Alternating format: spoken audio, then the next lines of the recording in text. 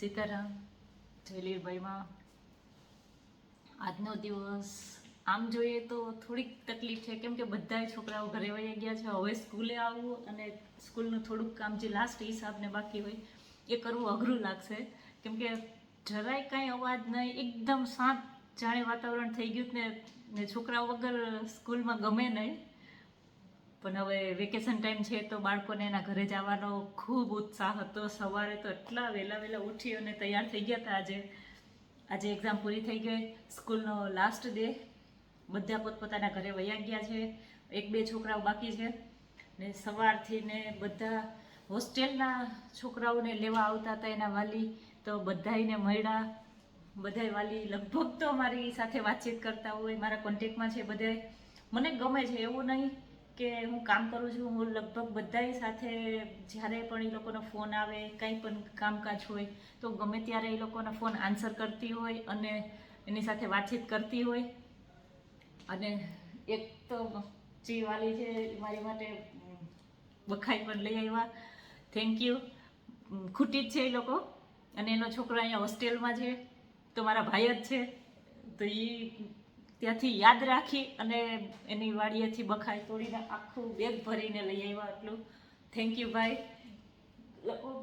આપણી પાસે હોસ્ટેલમાં બાળકો હોય પણ એ લોકો બહુ આપણી સાથે એના પેરેન્ટ્સ વ્યવસ્થિત રીતે આમ સંબંધ રાખે છે તો સારું કહેવાય.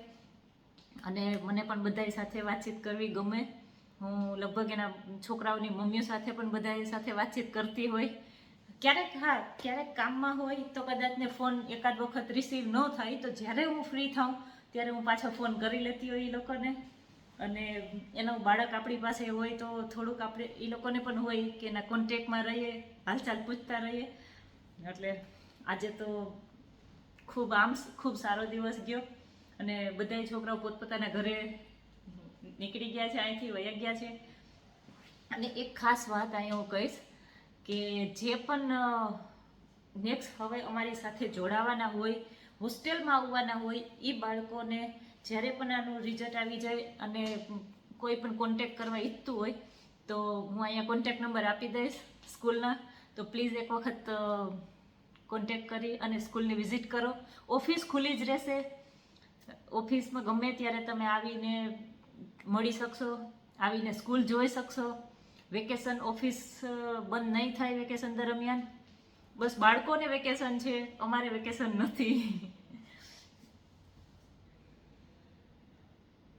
આ સ્કૂલનો લાસ્ટ દિવસ છે, આજે લાસ્ટ પેપર હતું. હવેથી વેકેશન 1 મહિના માટે છે. તો આપણે છોકરાઓ પાસેથી જાણીએ કે આનું વરસ કેવું ગયું અને ખરેખર સ્કૂલ બાબતમાં કેવા રિવ્યૂ આપે છે. કેવું ગયું આખું વરસ? આ વર્ષ આમ બહુ સારું લાગ્યું. એ હું 10મું પૂરું કરીને 11 અમારે એડમિશન લેવાનું હતું.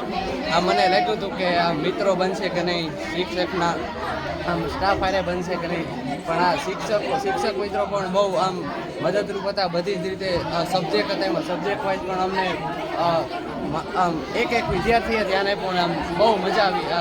સ્કૂલે બહુ સારી અને આમ પ્રોપર બધાય શિક્ષકો અને વિદ્યાર્થી પણ આમ મહેનત મારી, એટલે સ્કૂલમાં બહુ મજા આવી. આ વારમાં બહુ મજા આવે ને બનશે તો લગભગ આવતું એટલે 12મું વર્ષ અહીંયા જ ભણવાનું.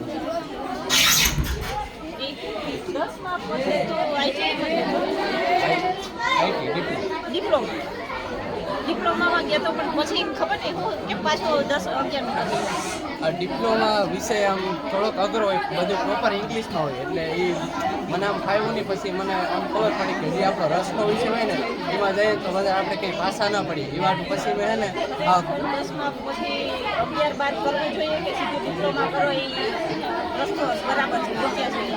ના, ડિપ્લોમા રસ્તામાં કંઈ વાંધો નથી, પણ પ્રોપર આપણે આપણી રીતે ધ્યાન દેવું પડે. સ્કૂલ છે બરાબર, એની આપણે કોઈ પણ શિક્ષક હોય તો આપણે કહીએ કે આપણે કઈ રીતે આગળ વધવું. કોલેજમાં જાઓ ને એટલે કોઈ પણ જગ્યાએ કોઈ કહે નહીં કે તમારે શું કરવું, તમારે આગળ તમારા જીવનમાં શું કરવું, તમે આ રીતનું કરો. એટલે બને તો બેસ્ટ એક સ્કૂલમાં છે ને 11-12 બને તો કરી જ લેવું. ના મતલબ 11-12 કમ્પ્લીટ કર્યા પછી તમે કોલેજમાં થોડાક મેચ્યોર થઈ જાઓ, તમારી રીતે ડિસિઝન લેતા શીખી જાઓ, પછી તમે કોલેજ લાઈફ એન્જોય કરો.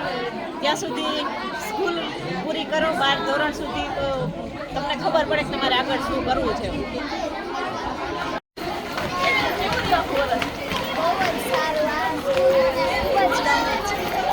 ગમે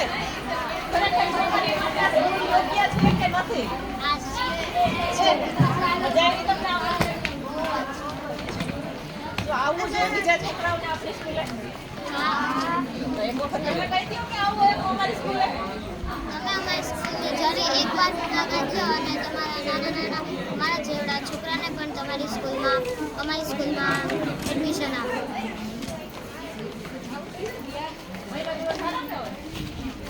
જેને 10મો ચાલુ થતું હોય અને 12મો ચાલુ થતું હોય એ પ્લીઝ થોડું વેકેશન ટાઈમમાં વાંચજો અને ફોનનો ઓછો ઉપયોગ કરજો. જરૂરી હોય એ બધું ફોનમાંથી શીખજો. ન જોવાની વસ્તુ ન જોતા.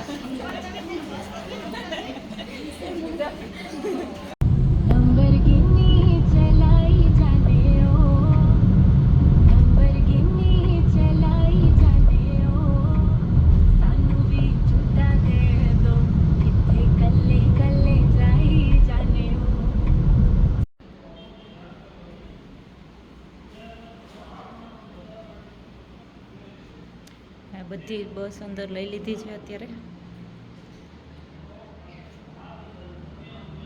કૃષ્ણાય વાસુદેવાય હરિયે પરમાત્મને પ્રણતકલે શનાશાય ગોવિંદાય